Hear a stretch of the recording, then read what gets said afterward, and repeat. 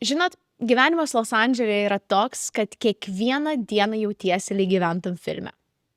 O prieš kelias mėnesius tai vos netapo Netflixo žmogžudystės detektyvu, kuriame aš galėjau būti viena iš pagrindinių veikėjų. Ir aš nei trupučio nedramatizuoju, jūs išgirsite šitą istoriją ir patys galėsite priimti savo išvadas, bet kai gyvenimas pats parašo tokį scenarijų, aš jo tiesiog negaliu ignoruoti, iš tikro negaliu nustoti apie tai galvoti, nors ir dabar jau kalbu apie tai su šypsena. Tai noriu su jumis išsišnekėti, todėl kviečiu jūs į savo japinimo sesiją, kur kartu bandysime suprasti, kas vyksta šiame chaotiškame pasaulyje.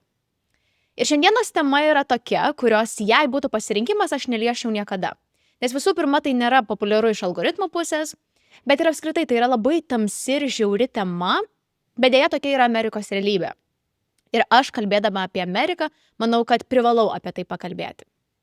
Tai mano gyvenamam apartamentų komplekse gyveno psichiškai nestabilus šaulys ir jis turėjo raktą nuo visų apartamentų mūsų komplekse. Ir lapkričio 1 dieną jis buvo užsukęs ir į mano namus. Tai lapkričio 16 sekmadienį mes su vyru atsikėlėm ir per Citizen App aplikaciją gavom pranešimą, kad šalia mūsų vyksta kažkoks tai sujudimas ir kad galimai įtariamasis yra ginkluotas. Žinau, kad jums tai bus neįtikėtina, bet mes to per daug, žinokit, nesureikšminom. Nes jei jūs atsisiųstumėt Citizen App aplikaciją bet kuriam Amerikos, gal net Europos didmiestyje, tai labai greitai suprastumėt, kiek daug žiaurių dalykų vyksta aplink mus kiekvieną dieną. Ir iš tikrųjų būtent dėl šios priežasties aš pati net neturiu šios programėlės savo telefone, man ji varo paniką. Ir žinokit, aš paskutinį kartą tokią paniką savo buvau įsivariusi, kai buvau persiklausiusi kriminalinių podcastų. Buvo laikas, kai klausydavau po 2-3 epizodus per dieną apie įvairius nusikaltimus ir žmogžudystės.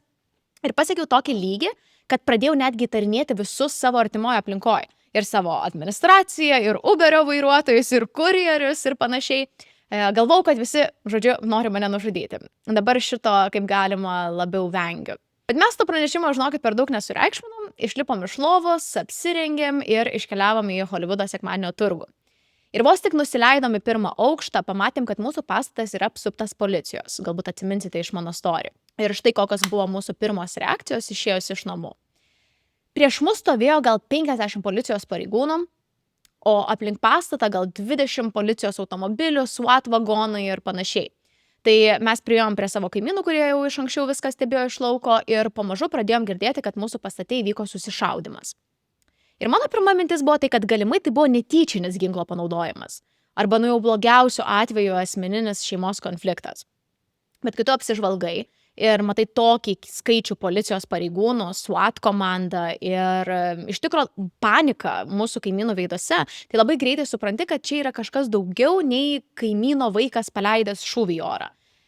Ir mano vyras iš karto pradėjo rašyti mūsų kaimynams, ar jūs namie, ar viskas ok, ar čia pas jūs, gal ką nors girdėjot. Ir esu pasakojusi apie tai ne kartą, bet mūsų pastatas nėra didelis, tai mes čia tokie visi kaip mini bendruomenė. Visi vieni kitus pažįstam, dažnai net leidžiam laiką kartu, mėgstam papletkinti tiek apie administraciją, tiek apie kitus kaimynus. Tai realiai šiame pastate informacija sklinda greičiau nei per radiją. Ir taip ir buvo. Per sekundę pradėjom iš kaimynų gauti štai tokias nuotraukas be konteksto. Kulkos skylė iš vieno buto, kulkos skylė iš kito. Ir galiausiai kulminacija tai yra šita nuotrauka, tokios pilnai sušaudytos durys. Buvo aišku, kad tai nebuvo vidinis konfliktas namuose, o labai pavojinga situacija visam pastatui. Ir aš neatsimenu, kuriuo metu tiksliai mes išgirdom įtariamojo vardą, bet pasirodo, kad tai buvo mūsų apartamentų komplekso ūkvedys. Tai įvesiu šiek tiek konteksto, mūsų kompleksas turi visą darbuotojų komandą, kurie čia dirba kiekvieną dieną, tai yra ir administracijos vadovas, ir ūkvedžių komanda, ir tvarkytojos. Tik aš iki tos dienos nežinau, kad vienas iš ūkvedžių pasirodo gyvena mūsų pastate. Aš įtariu, kad galimai dėl naktinių iškvietimų. Ir pasirodo, kad tai būtent jis lapkričio 16 dieną ir sukėlė visą šitą chaosą mūsų pastate. Ir kai mes su vyru išgirdom, kad tai buvo vienas iš ūkvedžių, iš karto pagalvojom apie vieną vyrą, kuris ant veido turi tatuiruotę, visada vaikšto su auksinėm grandinėm. Iš išorės toks tipažas, apie kurį iš karto pagalvoja, kažkas atsitinka. Bet ne, mūsų kaimynai mus pataisė, pasirodo, kad tai buvo kitas ūkvedys, kuris nekartą buvo mūsų namuose ir iš šono atrodė kaip ramus, tvarkingas šeimos vyras. Aukštas, visada švariai apsirengęs, labai mielo veido, tikrai niekada neįtartum, kad tai jis galėtų ką nors tokio padaryti. Ir žinot, mano kaimynas tą rytą man pasakė, Nerija, yra toks labai geras posakis, don't judge the book by its cover, nes tikrai labai dažnai tie mūsų pseudo Sherlocko instinktai mus paveda. Ir šiuo atveju, sakyčiau, net labiau tinka lietuviška frazė tyli kiaulė gilią šaknį knisa. Bet toliau tęsiant istoriją, kai mes pagaliau galėjom grįžti atgal į pastatą, iš karto keliavom susitikti su savo draugu, kuris gyveno tame pačiame aukšte kaip ir ūkvedys. Ir iš tikrųjų tą rytą jo bute buvo ir dar kitas mūsų kaimynas, labai artimas mano vyro draugas. Tai realiai viską galėjom išgirsti iš pirmų lūpų. Ir pirmas dalykas, kurį aš pastebėjau, kai juos pamačiau, tai kad jie buvo vizualiai sukrėsti. Šiaip jie nėra tie vyrai, kurie rodo labai daug emocijų, sakyčiau, labiau tas lietuviškas alfa mačo tipas, kur, žinot, po juokeliais paslėpia savo emocijas. Bet tą rytą tikrai buvo galima pasakyti, kad kažkas ne taip. Nesakyčiau, kad jų veiduose buvo išgąstis, bet toks labiau šoko ir beviltiškumo jausmas. Ir tuoj papasakosiu jums, ką jie patyrė, manau, kad suprasit, ką turiu omenyje. Tai kaip jie mums viską atpasakojo, apie 9:30 ryto jie iš savo buto pradėjo girdėti kažkokius stiprius trenksmus. Tik iš pat pradžių jie negalėjo tiksliai pasakyti, kas tai per garsas. Gal kažkas išmetinėjo šiukšles, gal ūkvedžiai kažką tvarko kaimyno bute. Nei pats garsas, nei iš kur jis tiksliai sklido, jiems nebuvo aišku. Bet tas neaiškus garsas vis periodiškai atsirasdavo ir vis dažnėjo. Tai mūsų draugas nusprendė prieiti arčiau savo durų ir patikrinti, ar jis gali pasakyti, kas ten vyksta ir apskritai, ar tai vyksta jo aukšte. Ir kai jis atsistojo prie savo durų, jis sakė, kad išgirdo, kad šalia esantis kaimynas irgi tuo pačiu metu lėtai pravėrė savo duris. Mūsų pastate duris yra labai sunkios, tai aš tiksliai žinau, kokį garsą jis išgirdo. Ir kai jie buvo atsidarę savo duris, jiems iš karto pasidarė aišku, kad tai jų aukšte vyksta susišaudimas. Ir ne šiaip kažkuriam iš butų, bet realiai kulkos skrido tiesiai į jų duris. Į mūsų draugo duris iš viso pataikė net 4 kulkos. Ir viena, kaip matote, iš tikro net prakirto jo duris. Realiai vos keli centimetrai nuo ten, kur jis stovėjo. Tai kai mūsų draugui jau buvo aišku, kas ten vyksta, jis sakė, kad jį apėmė labai didelis beviltiškumo jausmas. Jis visų pirma negalėjo suprasti, kodėl tai vyksta. Ar kažkas nori įsilaužti, ar tai kažkoks teroristinis išpuolis. Bet kokiu atveju jis žinojo, kad turi slėptis. Ir kaip jis mums atpasakojo, jis sakė, kad jam baisiausia ir liūdniausia buvo ne dėl to, kad kažkas įsilauš ar apvogs, o dėl to, kad jis tuo momentu suprato, kad jis realiai savo bute neturi jokio ginklo, kuris jam padėtų apsiginti. Jis galėjo tik slėptis ir nieko daugiau. Ir žinokit, nors aš pati tą rytą nebuvau tam bute, aš logiškai galiu suprasti, ką jis turi omenyje. Kai prieš tave stovi pavojus ir jis yra ginkluotas, realiai tu neturėdamas ginklo negali apsiginti. Tai mūsų draugai, aišku, bandė slėptis, jie nuėjo į savo balkoną, nes būtent jų išplanavime yra labai didelė betoninė siena ir pradėjo skambinti 911. Tik pasirodo, kad policija ir SWAT komanda jau iš tikro buvo pakeliui ir vos tik už kelių minučių pasirodė jų aukšte. Tai buvo visas pareigūnų būrys, jie užkilo į 6. aukštą su šarvais, automatais ir pradėjo rėkti į vieno buto kryptį. Aš nežinau, kiek iš tikro laiko užtruko ta operacija, bet mūsų kaimynai sakė, kad mūsų ūkvedys pasidavė be pasipriešinimo ir labai greitai buvo išvežtas. Bet mes, žinokit, iki dabar tiksliai nežinom, kodėl tai vyko ir kodėl šis vyras pro savo buto duris šaudė į kitus apartamentus.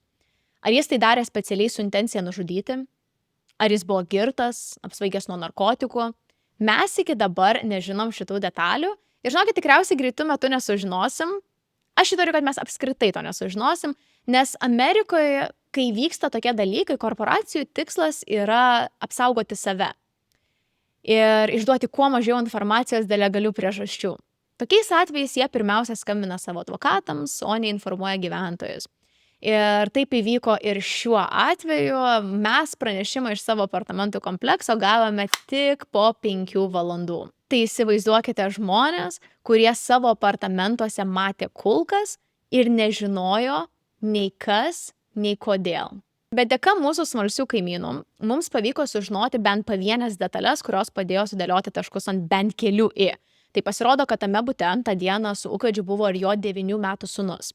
Mane kartą teko sutikti jį lifte, labai mielas, labai pagarbus berniukas, jis dažnai mūsų bendrose erdvėse darydavo pamokas. Ir pasirodo, kad būtent jis tą rytą pirmas iškvietė policiją. Aš nežinau, ar jis tą rytą viską matė, ar buvo pasislėpęs, ar tai buvo nutaikyta į jį, bet vien ta mintis, kad 9 metų berniukas turėjo visą tai išgyventi ir apskritai, kad žinojo kada ir mokėjo paskambinti policijai, man žinokit kelia labai didelį liūdesį. Nes aš pagalvoju apie savo 13 metų sesę ir net nežinau, ar kada nors esam su ja kalbėję, kad gali būti tokios pavojingos situacijos ir gali reikėti paskambinti policijai. Papildomai mes dar sužinojom, kad iš tikro tas vyras nesenai išsiskyrė su savo žmona ir kad tai jam kėlė labai daug streso. Būtent tuo metu, kai viskas įvyko, jo buvusi žmona buvo išvažiavusi atostogauti į Meksiką ir palikusi berniuką pabūti pas tėtį. Tai kažkaip turiu įtarimą, kad visi šitie įvykiai jo gyvenime tikriausiai ir buvo priežastis galimai pastumėjusi jį prie tokio poelgio. Bet kol mes kalbėjom su kaimynais, mano galvoje dėliojosi didesnė pusė. Matot, lapkričio 1 dieną kažkas ryte buvo atėjęs į mūsų butą. Ir aš jau apie tai buvau pranešusi mūsų pastato administracijai. Aš kaip dabar atsimenu tą rytą, mes su vyru labai ilgai gulėjom lovoj po Helovyno šventės, buvom pavargę, bet abu girdėjom, kad kažkas su savo raktu lietė mūsų spyną. Ir jei jūs gyvenate apartamentų komplekse, tai tikrai žinosit, kad kartais taip atsitinka. Kartais kaimynai sumaišo duris, tik dažniausiai tos duris neatsidaro. Bet mūsų duris atsidarė. Tuo metu mes nebuvom 100% įsitikinę. Aš atsimenu, pakilau, apsidairiau, taip sustingau minutį, kad išgirščiau, ar aš klystu, ar tikrai kažkas yra mūsų bute. Atsisukau savo vyrą ir sakau, man atrodo, kažkas įėjo į mūsų butą. Mano vyras, jis buvo dar labiau pavargęs už mane, jis pasižiūrėjo į mane, pasižiūrėjo į miegamo duris, pats pakilo, dar kartą pasižiūrėjo į mane ir sako, o manai, kad jau jie išėjo? Ir šitas realiai labai gerai apibendrina visą tą situaciją. Mes tuo metu kaip ir buvom šokiruoti, bet iš kitos pusės per daug pavargę, kad sureikšmintume. Galvom, vėliau išsiaiškinsim su administracija. Gal darbuotojai sumaišė, nes jie yra vieninteliai, kurie iš tikrųjų turi raktą nuo visų butų mūsų pastate. Bet net ir tai, darbuotojai negali iš anksto nepranešę ateiti į tavo butą. O kaimynų raktai apskritai niekada neturėtų atrakinti kitų kaimynų butą. Tai aš dar dėl saugumo, gulėdama lovai, parašiau mūsų administracijai, kad jie patikrintų mūsų durų istoriją. Ir tą pačią dieną gavau atsakymą, kad tuo metu, apie 9 val. Ryto, niekas neatidarė mūsų durų. Ir kad galimai aš girdėjau, kaip atsidarė mūsų kaimynų duris. Ir žinokit, mane tai labai supykdė. Vat būtent šita paskutinė dalis. Nes aš čia gyvenu jau 3 metus. Tai tikrai žinau, koks būna garsas, kai kaimynai atidaro savo duris. Ir mane tai taip sunervino, kad aš jau žinokit jiem piktai parašiau, kad aš noriu pažiūrėti kamerų įrašus.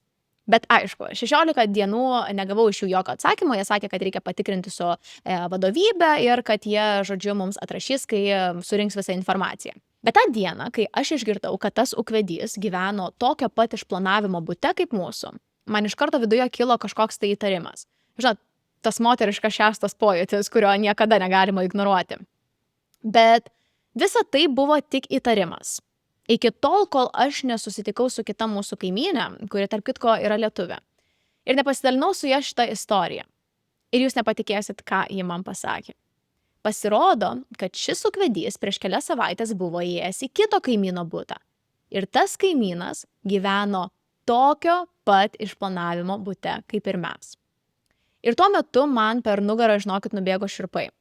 Aš visiškoj panikoje labai griežtai parašiau administracijai, please send me the camera footage by the end of the day today.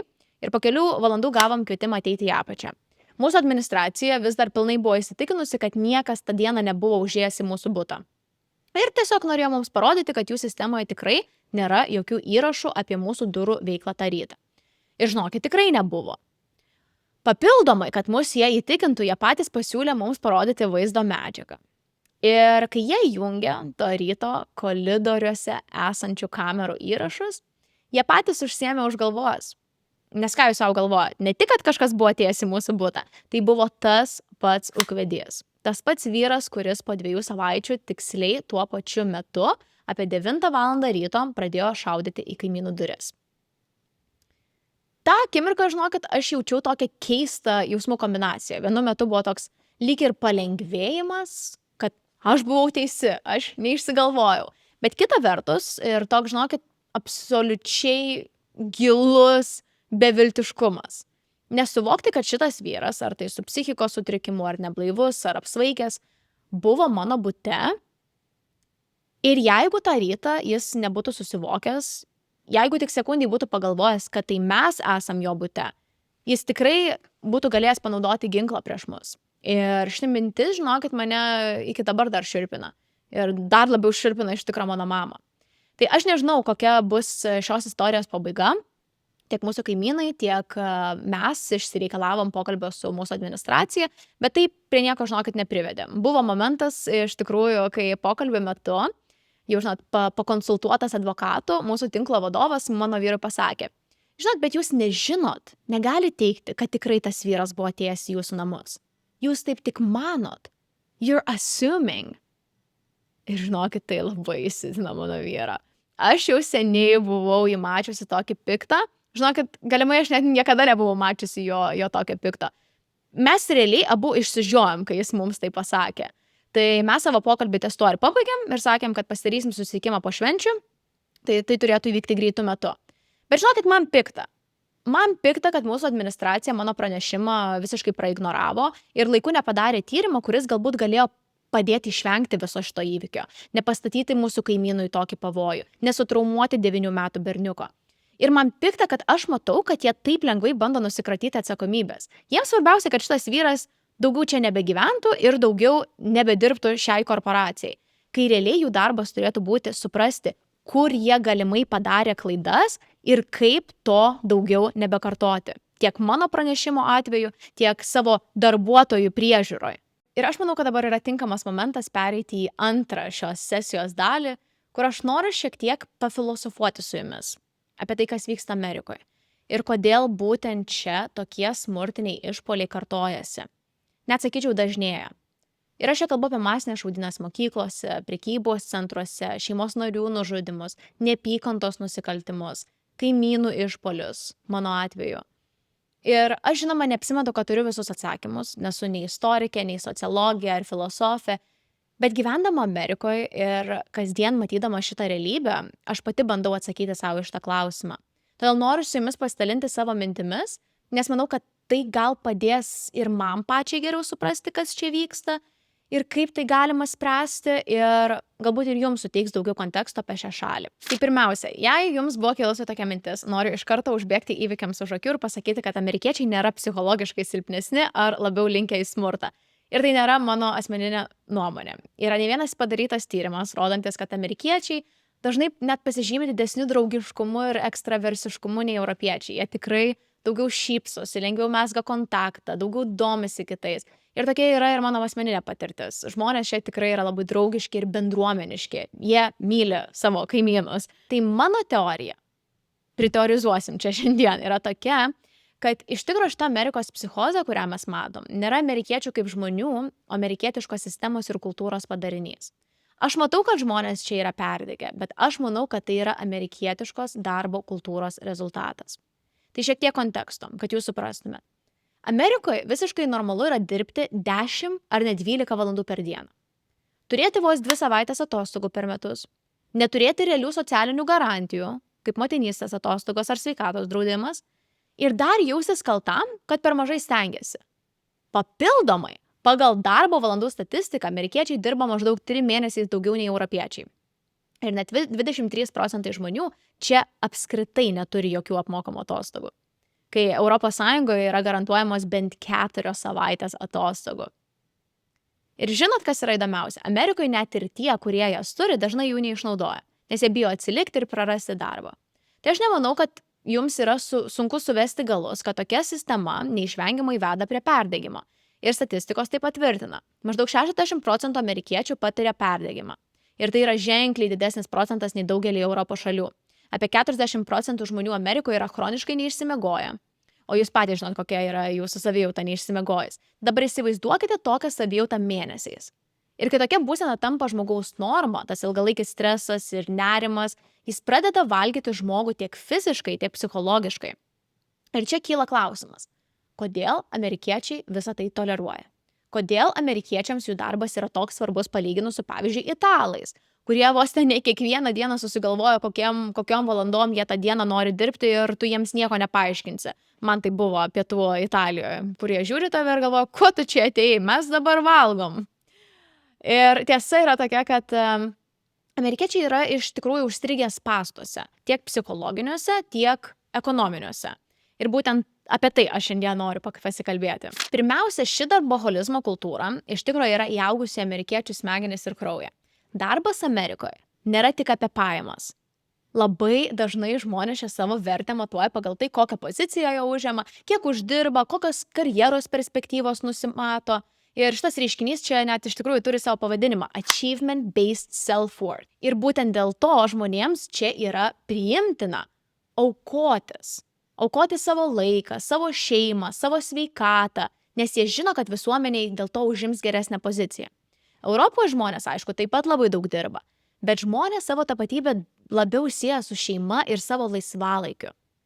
Ir žinoma, don't get me wrong, amerikietiška sistema tikrai turi savo pliusų, ypač šalies ekonomikai. JAV jau daugelį metų yra stipriausia ekonomika pasaulyje, su didžiausiais pasiekimais technologijų, farmacijos, karo ir kitose industrijose.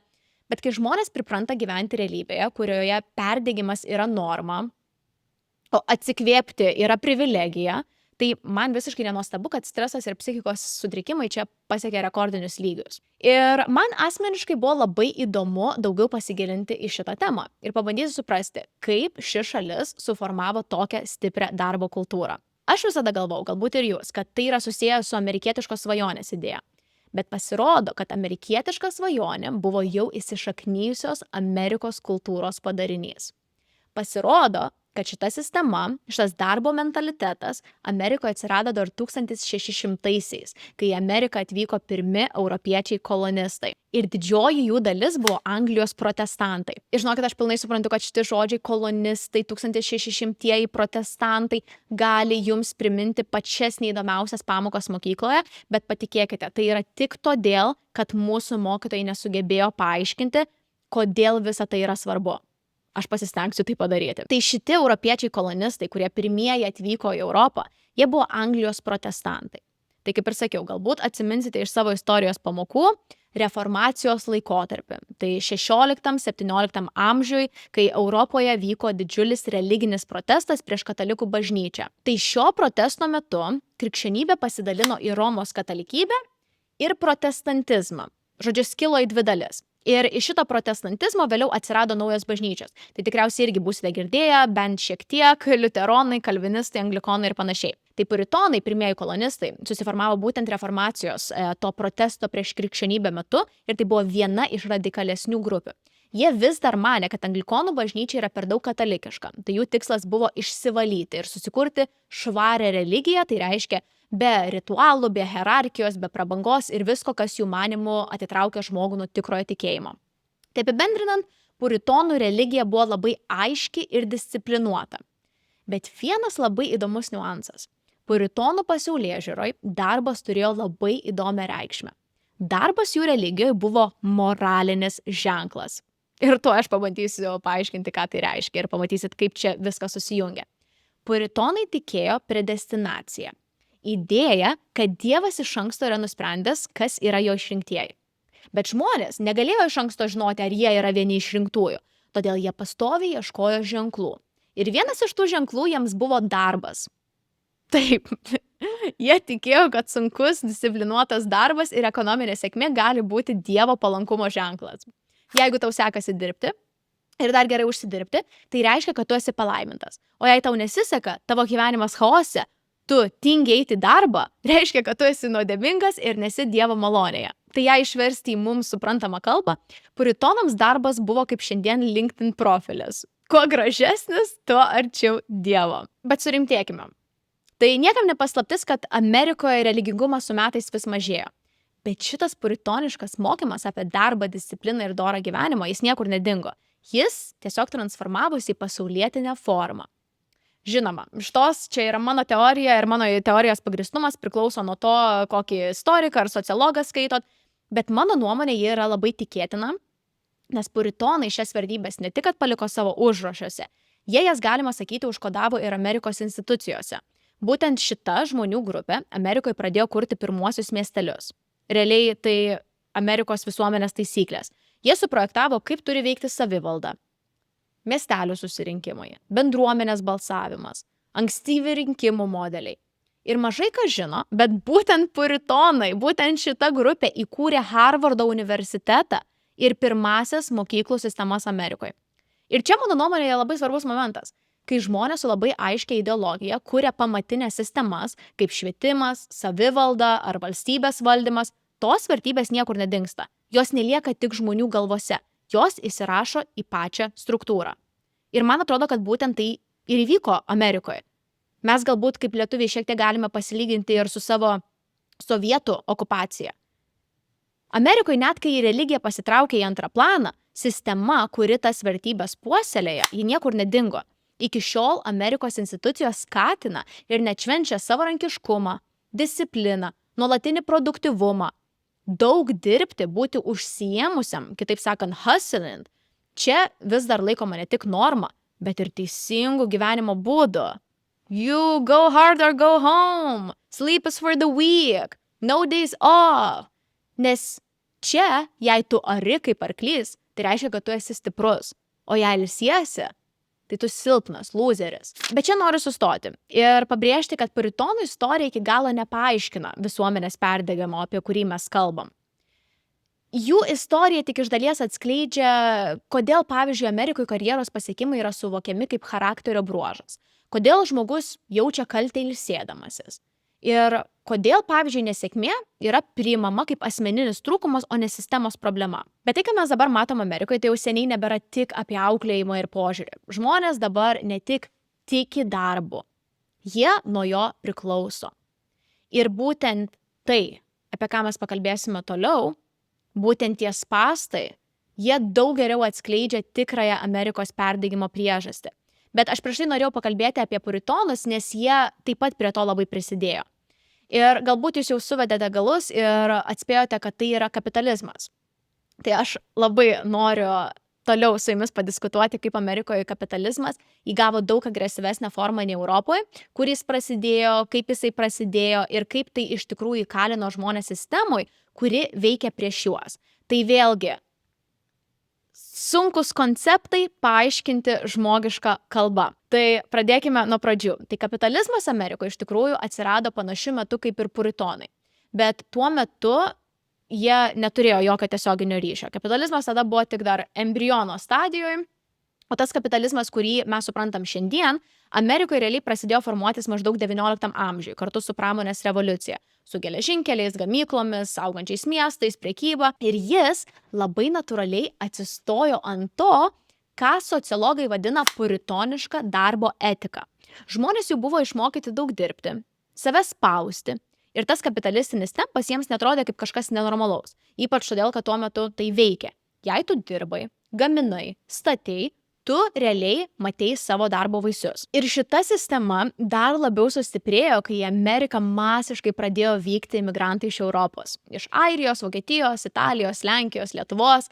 Šitie žmonės bėgo nuo karo ir bado.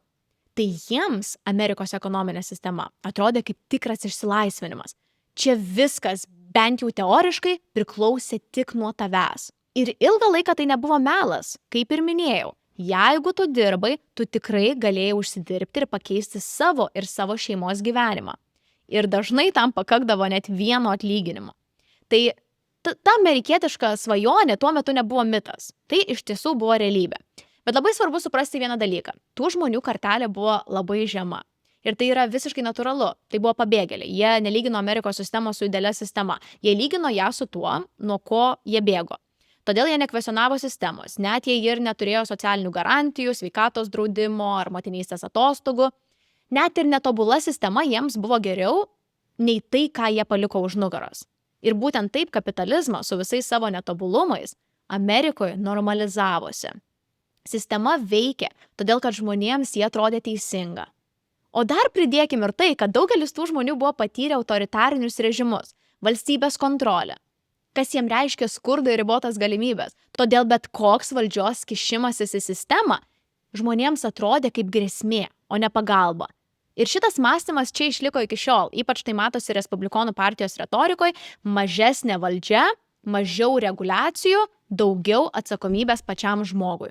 Jų logika yra labai paprasta, sistema turi susitvarkyti pati. Na, kalbant apie Europą, kapitalizmas ten formavosi visiškai kitokiam kontekste. 20-ojo amžiaus pradžioje Europa patyrė masinės darbininkų revoliucijas, fašizmo iškilimą, komunizmą, 2 pasaulinius karus ir milžinišką visuomenių suardymą. Būtent po šių traumų Europoje atsirado suvokimas, kad laisva rinka be apsaugų gali sunaikinti visuomenę. Todėl po Antrojo pasaulinio karo daugelis Europos valstybių sąmoningai nusprendė pristabdyti kapitalizmą. Jie įvedė socialinę apsaugą, darbo teisės, valstybinės sveikatos sistemas, mokamas atostogas, o Amerika tokio lūžio, kurį patyrė Europą, neturėjo. Po Antrojo pasaulinio karo JAV išėjo kaip laimėtojo, sustiprėjo ekonomika, augančią vidutinę klasę ir daug darbo vietų. Nebuvo absoliučiai jokio poreikio kažką keisti ar riboti. Valstybės įsikišimas Amerikoje ir toliau atrodė kaip grėsmė laisvei, ypač kai jie turėjo Europos pavyzdį. Bet lūžis Amerikoje įvyko tada, kada gamyba Amerikoje pradėjo nešti mažesnį pelną. Darbuotojai pradėjo reikalauti didesnių atlyginimų, stiprėjo profsąjungos, o konkurencija iš Europos ir Japonijos augo. Tai verslui tapo vis brangiau užsidirbti iš realios gamybos. Ir tada jiems kilo esminis klausimas. Tai kaip užsidirbti daugiau, nebeinvestuojant į žmonės ir jų darbą? Ir atsakymas buvo finansai. Nuo maždaug 1970-ųjų Amerika pradėjo kryptingai pereiti prie finansuoto kapitalizmo. Buvo dereguliuotos finansų rinkos, bankams leista laisviau skolintis, silpninamos profsąjungos, o pelnas vis dažniau buvo generuojamas ne iš to, ką žmonės pagamina, o iš to, kiek jie skolinasi ir kiek ilgai moka palūkanas. Tai pinigai pradėjo uždirbti pinigus greičiau nei gamyba. Ir tai labai greitai palietė paprastą žmogų. Kai atlyginimai nustojo kilti, bet būstas, švietimas, sveikatos draudimas ir toliau brango, žmonės paprasčiausiai nebegalėjo išsilaikyti vien tik iš savo darbo. Ir taip sistema jiems pasiūlė sprendimą – skolą. Ir jie ją supakavo ne kaip problemą, o kaip galimybę. Neturi pinigų – paskola. Neturi pinigų būstui – paskola. Neturi pinigų mokslams – studentų paskola. Nespėjusių išlaidomis – kreditinė kortelė. Ir taip Amerika perėjo į etapą, kuriame pagrindiniai gyvenimo elementai tapo neatsiejami nuo skolų. Skola tapo nebe išimtis, ne išsigelbėjimas, o norma. Ne krizė, o gyvenimo būdas. Ir čia labai svarbu suprasti, kad visa tai neįvyko atsitiktinai. Visa sistema buvo nuosekliai statoma taip, kad kuo daugiau žmonių būtų pririšti prie skolų ilgam laikui. Pavyzdžiui, miestai Amerikoje buvo pradėti projektuoti taip, kad be automobilio gyventi būtų neįmanoma. Jeigu kada nors lankėtės Amerikoje, tikrai tą suprasit. Gyvenamieji rajonai buvo atskirti nuo darbo vietų. Tu gyveni suburbsuose, bet dirbi mieste. Parduotuvės, mokyklos, visos jos reikalauja transporto, o viešasis transportas Amerikoje yra labai minimalus. Ir to rezultatas yra automobilio būtinybė ir kartu, žinoma, ir jo paskola. Tas pats nutiko ir su būstu. Po Antrojo pasaulinio karo Amerikoje masiškai buvo pradėti statyti priemiesčiai su pigiais namais, o valstybė pradėjo aktyviai skatinti juos pirkti per paskolas, mokesčių lengvatas. Ir dar įdomus niuansas, kad kultūriškai tai taip pat buvo pateikta kaip normalaus, atsakingo, suaugusio žmogaus gyvenimas. Per televiziją reklamas buvo pastoviai kalama, kad laiminga ta nuclear family šeima gyvena name. Ir lygiai tas pats nutiko ir su švietimu. Aukštasis išsilavinimas Amerikoje buvo pateiktas ne kaip viena iš galimybių, o kaip moralinė pareiga sau ir savo vaikams. Tokio klausimo, ar būtina eiti į universitetą, nebuvo. O tada švietimas buvo privatizuotas ir eiti į universitetą tapo labai brangu. Todėl studentų paskolos tapo kaip startas suaugusio gyvenime. Ir žinot, visą šitą aš vadinu narvu, kuriame yra užstrigę triušiai. O tų triušių kultūra tame narve yra ta tikroji amerikietiška vartotojiška kultūra, kurią stiprina reklama, kuri nuolat siunčia jiems žinutę, kad jeigu jūs norite gyventi normaliai, jūs turite nusipirkti didesnį namą. Jums reikia to naujo, gero BMW automobilio. Jums reikia naujos Alaja rankinės. Jums reikia išvažiuoti atostogų į Maldyvus. ir privalote nueiti į tą naują restoraną, kuris atsidarė prieš 2 savaites. O jei jūs to sau leisti negalite, tai problema esate jūs, o ne sistema, nes tai jūs nepakankamai stengiatės. Ir būtent tai, tikiuosi, jums parodo, kaip Amerikos sistema virto spąstais. Ir galiausiai žmonės pradėjo dirbti ne dėl to, kad pagerintų savo gyvenimą, o tam, kad tiesiog neprarastų to, ką jau turi.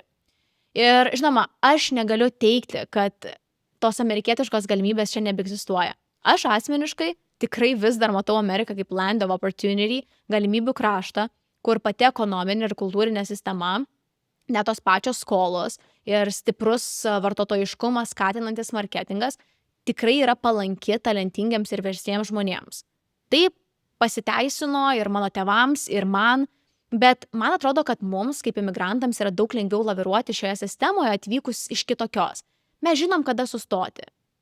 Bet paprastam amerikiečiui tokia sistema yra spąstai.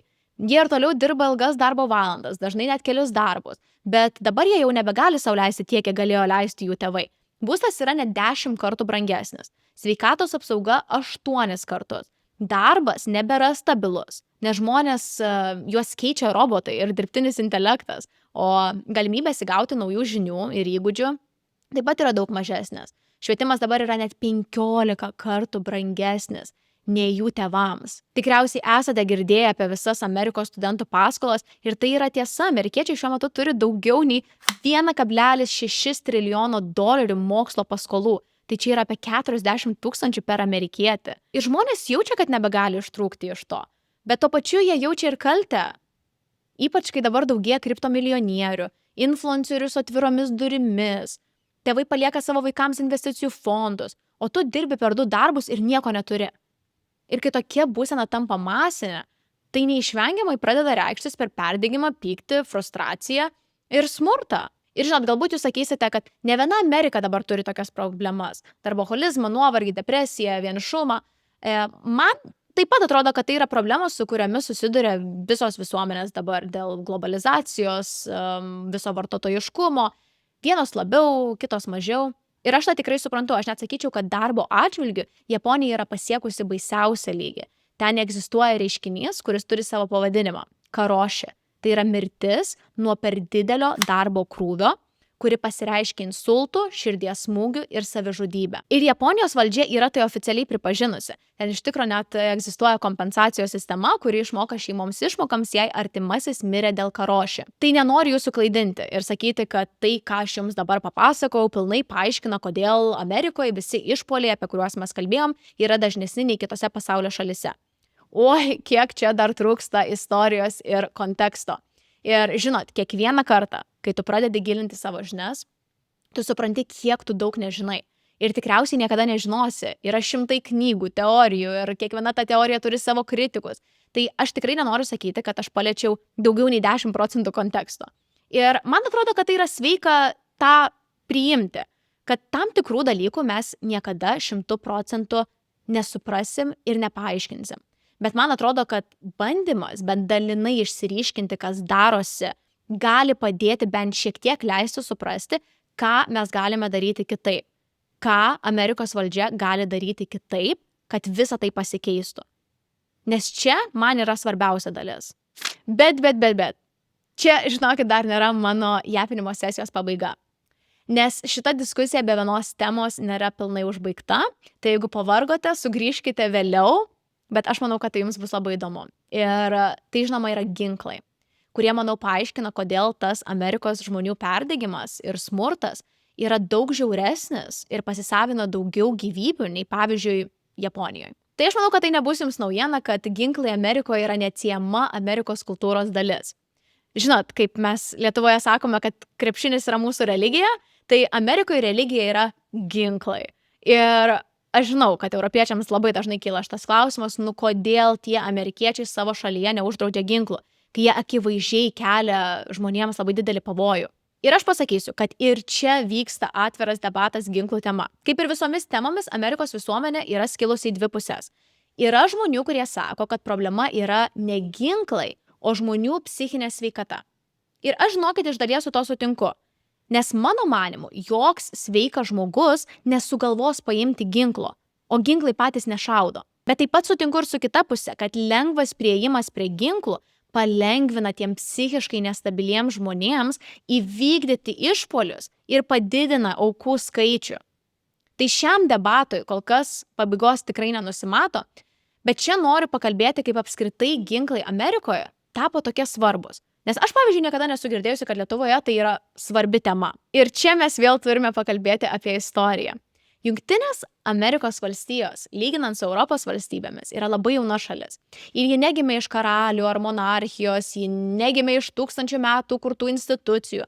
Amerika gimė iš konflikto, iš maišto ir iš radikalios idėjos, kad paprasti žmonės gali nuversti valdžią. Tai iki nepriklausomybės Amerika buvo Britų imperijos kolonija, valdoma iš Londono. O toje kolonijoje gyventojai neturėjo savo balso, jie neturėjo savo atstovų, bet vis tiek turėjo mokėti mokesčius ir paklusti sprendimams, kuriuos priimdavo tolimas karalius King George III. Ir būtent iš šito iš tikrųjų net galbūt būsit girdėję kilo garsus principas. No taxation without representation. Mes nemokėsime mokesčių, jeigu jūs mūsų neatstovausite. Ir kai žmonės pagaliau užsikniso, žmonės, kurie gyveno kolonijoje, jie paėmė ginklus ir sukilo prieš imperiją. Ir tai nebuvo profesionali armija. Tai buvo tiesiog ūkininkai, amatininkai, pirkliai, paprasti žmonės, kurie ginklus laikė savo namuose. Ir visą tai jūs tikriausiai žinote kaip American Revolution War. Ir būtent čia gimė esminis skirtumas tarp Amerikos ir Europos. Amerika gimė ne iš institucijų, o iš pasipriešinimo institucijoms. Ji gimė ne iš valdžios suteiktų teisių, o iš iškovotų teisių. Ir tos teisės buvo iškovotos su ginklais. Todėl nuo pat pirmųjų Amerikos dienų ginklas buvo ne tik įrankis, ginklas buvo simbolis. Tai buvo laisvės simbolis, teisės apsiginti simbolis. Ir vėliau dar, žinoma, prasidėjo visa ta Amerikos plėtra į Wild West, vakarinius laukus. Ten irgi valdžios praktiškai nebuvo. Nebuvo nei policijos, nei kariuomenės, nei teisėjų. Tai jeigu tave puldavo vilkai, lokiai, banditai ar konkurentai, tu neturėjai kam skambinti. Tai tavo ginklas buvo vienintelis tavo saugumas.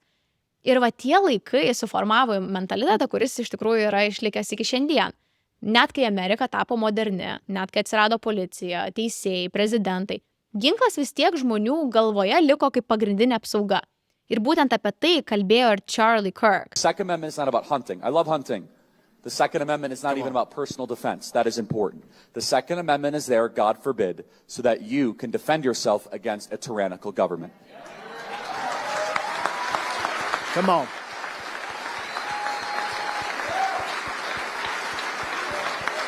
And if that talk scares you, wow, that's radical, Charlie. I don't know about that. Well, then you have not really read any of the literature of our founding fathers. Yep. Number two, you've not read any 20th century history. You're just living in Narnia.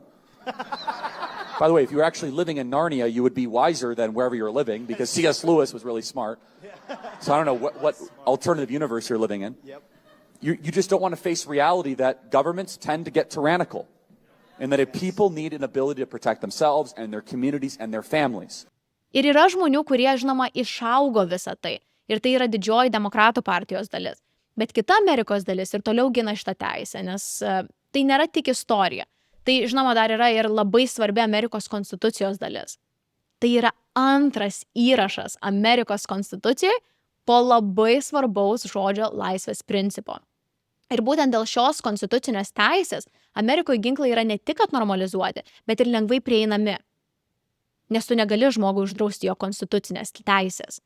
Kiekviena valstija, žinoma, turi savo įstatymų šio klausimu. Pavyzdžiui, Kalifornijoje mes čia turim daugiau apsaugų, žmonėms reikia išsilaikyti išsamų egzaminą, ilgiau laukti patvirtinimo, privaloma registracija, ne visi ginklų tipai yra leidžiami, bet vos tik kirtų sieną ir nuvažiavusi labiau raudonas valstijas, žmonės ginklą gali įsigyti greičiau negu eSIM kortelę.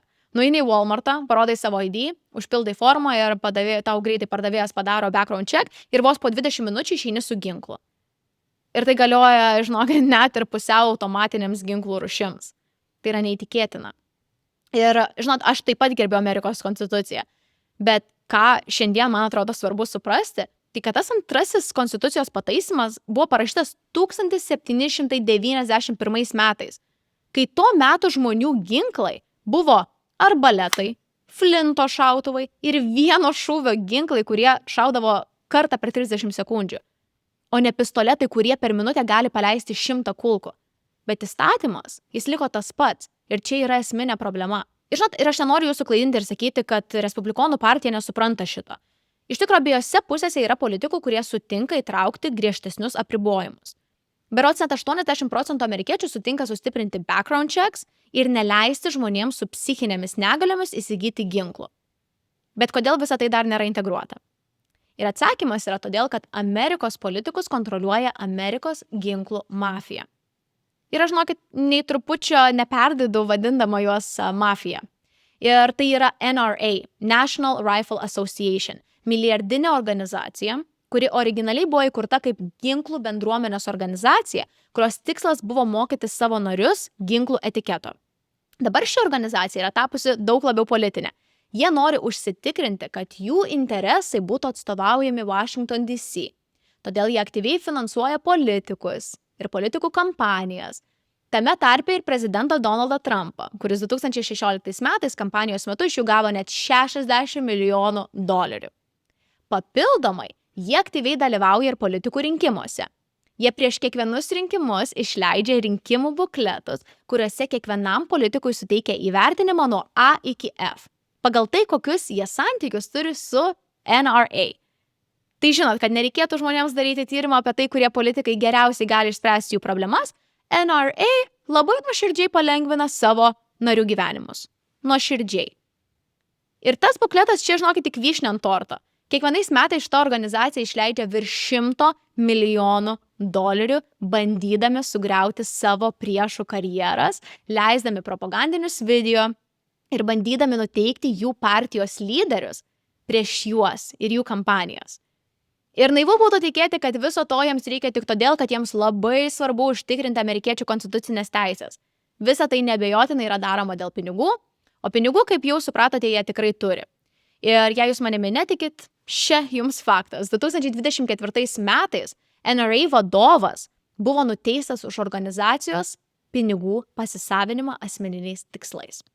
Ir jis už tai turėjo susimokėti $5 milijonų baudą, bet labai mažai iš tikrųjų apie tai, kas rašė, nes jiems pinigų, manau, užteko susimokėti ir baudai, ir dar nuslopinti žurnalistams. Bet kokiu atveju ši organizacija išlieka labai stipri ir efektyvi, ir ne tik politikui, bet ir paprastų žmonių gyvenimuose. NRA taip pat labai gerai kuria ir baimės naratyvą šalyje. Ką, manau, jiems šiuo metu, žinokit, nėra labai sunku daryti, nes, kaip ir sakiau, Amerika yra perdegusi, žmonės negaluoja, policijos dažnu atveju pareigūnai neturi resursų greitai sureaguoti į kvietimus, kalėjimai yra perpildyti, psichiatrinės ligoninės uždarytos. Tai kai tu matai tokią situaciją, parduoti tau ginklo idėją nėra taip sudėtinga. Ir aš čia turiu net 2 asmeninius pavyzdžius, kad suprastumėt, kaip tai vyksta. Kai Čikagoje vyko Black Lives Matter protestai, aš pati tuo metu gyvenau miesto centre ant pagrindinės gatvės, kur vyko visi apiplėšimai, ir pati mačiau, kaip policija nesusitvarko su visa situacija.